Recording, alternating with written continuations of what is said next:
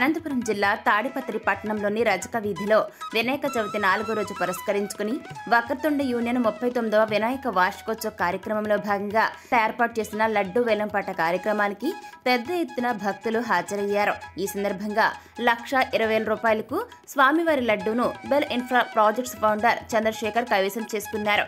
స్వామివారి లడ్డూను చంద్రశేఖర్ కు అందజేశారు వక్రతుండ యూనియన్ కమిటీ సభ్యులు. ఇక ఈ కార్యక్రమంలో పెద్ద ఎత్తున కాలనీవాసులు భక్తులు పాల్గొన్నారు. అనంతరం జమర్మడుగు వారిచే కోలాటాన్ని ఏర్పాటు చేశారు. కోలాటాన్ని చూడడానికి పెద్ద ఎత్తున చుట్టుప్రక్కల ఉన్న ప్రజలందరూ కూడా ఆసక్తిని చూపించారు. ఇక వారితో పాటుగా కొంతమంది చిన్నారులు కోలాటంలో పాల్గొనడం జరిగింది. ఈ సందర్భంగా చంద్రశేఖర్ మాట్లాడుతూ వినాయకుడి కృపా కటాక్షాలు తాడిపత్రి పట్టణ ప్రజలపైన తన కాలనీ వాసులపైన ఎల్లప్పుడూ అలాగే ఉంటుందని కూడా స్వామివారిని ప్రార్థిస్తున్నానన్నారు.